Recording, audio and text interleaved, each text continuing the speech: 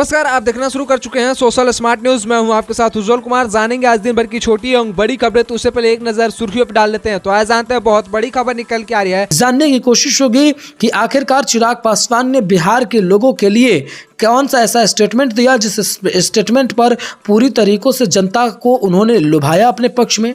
बिहार में जातीय जनगणना पर लगे रोक के बाद में एक नई मुसीबत सा खड़ा हो गया है। पाक के पूर्व प्रधानमंत्री इमरान खान को आज जो है गिरफ्तार कर लिया गया। यूएन में मामला देखने को मिला।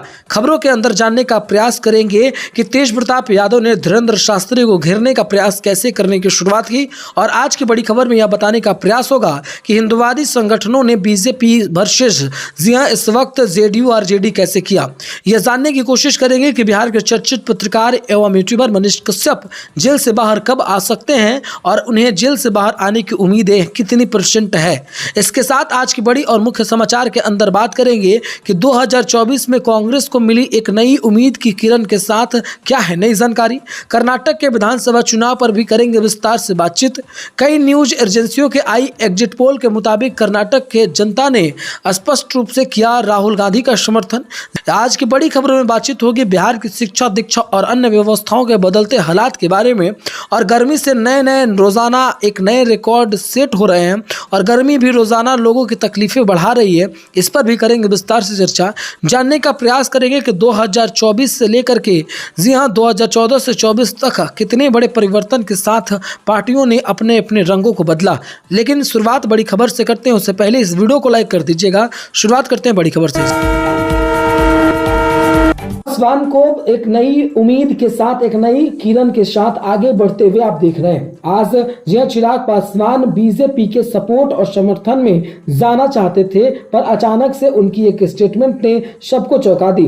जब वह संपूर्ण ताकतों के साथ यह कहते नजर आते हैं कि देखिए हम तो कभी जाना नहीं चाहते थे, ऐसे में क्योंकि हमारी पार्टी अलग है और विचारधारा भी अलग, हम तो चाहते हैं, और क्योंकि हमें बीजेपी सपोर्ट समर्थन करती है और कर रही है, इसलिए हम इनके साथ खड़े हैं। हम मोर्चा संभाले हुए हैं और इससे आगे संभाला भी जाएगा। आज चिराग पासवान को दी गई एक नई जिम्मेदारियों के साथ इसे निर्वहन की तैयारी भी जारी है। अब 2024 में सरकार बनाने से पहले लोकसभा के चुनाव में जी हां आमने सामने होंगे क्या बीजेपी के सामने एक बार फिर से बड़ा मुसीबत बन पहाड़ बन टूट पड़ेंगे जी हां चिराग पासवान, ये सबसे बड़ा सवाल है। हालांकि ये चिराग पासवान ही बताएंगे और सीधे जानकारी देंगे। बढ़ते हैं बड़ी खबर की ओर। यादव का एंट्री बिहार में होने के साथ ही अब जातीय जनगणना पर लालू प्रसाद यादव ट्वीट कर सरकार को घेर रहे हैं।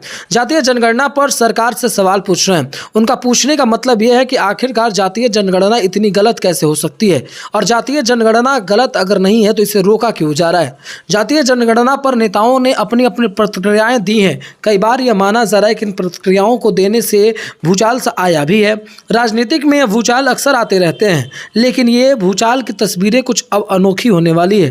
देश में एक तरीके से राजनीतिक उठापटक के बीच में ये चीज़ें स्पष्ट रूप से अपने तरफ लोगों के ध्यान को केंद्रित कर रहा है और लोगों को यह बताने का प्रयास कर रहा है कि 2024 की लड़ाई में एक तरीके से लड़ाई लड़ने को तैयार बीजेपी और कांग्रेस के आमादा जी हां एक नई ताकत के साथ चीज़ों को देने का प्रयास कर रही है। अब देखने वाली बात यह होगी कि अब लालू प्रसाद यादव अगर राजनीतिक में आ रहे हैं तो वह लोकसभा चुनाव में कितनी सीटों को अपने तरफ ला पाते हैं और कितनी सीटों पर अपने आप की दावेदारी को मजबूत कर पाते हैं। ये वक्त के साथ सब कुछ चीज़ें देखी जाएगी। पर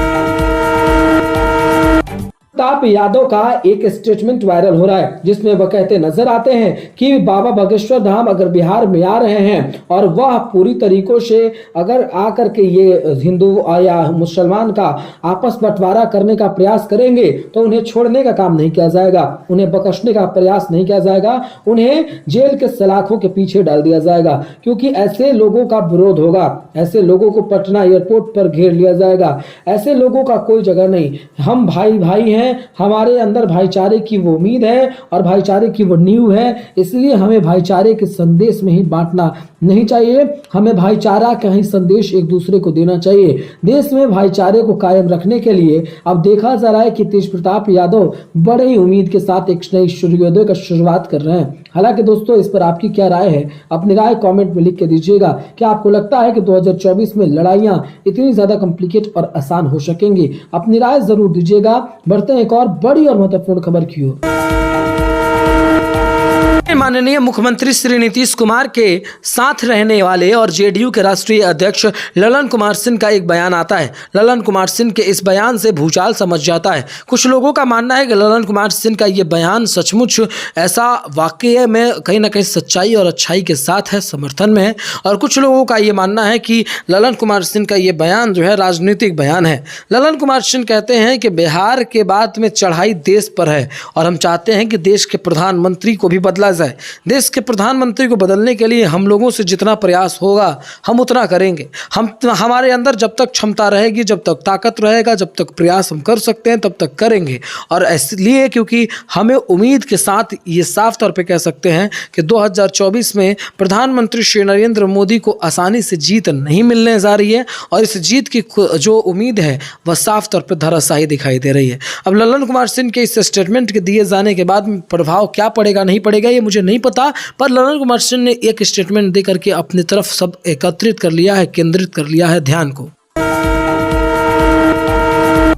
जातिगत जनगणना जो है वो संपूर्ण तरीकों से जी हाँ रोक दी गई। जातिगत जनगणना को रोकते हुए सरकारों ने साफ स्पष्ट रूप से इस पर विरोध जताया। पटना कोर्ट ने कहा कि जातिगत जनगणना नहीं, ये गणना का जो अर्थ है वो जातीय जनगणना ही है और जनगणना गणना के अंतर में या अंतर गैप किस बात का? ये चीजें केंद्र के अधीन आती है और केंद्र सरकार इसे कर सकती है। हालांकि केंद्र सरकार इसे किसी भी हालात में अब करने की उम्मीद में नहीं है, क्योंकि केंद्र सरकार को पता है कि जातीय जनगणना से नुकसान का सामना उसी को करना पड़ता है और इसीलिए जातीय जनगणना पर मोदी सरकार ने पहले ही अपने पाले को साफ कर दिया है कि वह जातीय जनगणना किसी भी तरीके से नहीं करेंगे। जातीय जनगणना के मुद्दों पर स्पष्ट रूप से दिए जा चुके बयान के बाद में वह साफ तौर पर ये उम्मीद की एक नई चरम सीमा पार कर चुके हैं और कुछ लोगों को जो उम्मीदें थी उस उम्मीद पर पानी फिर गई है। अब देखने वाली बात ये होगी कि इस मामले को और कहां चुनौती दिया जाता है या चुनौती देकर के इसे प्रयास और भी करने की कोशिश होती है। आपका इस वीडियो देखने के लिए बहुत बहुत धन्यवाद।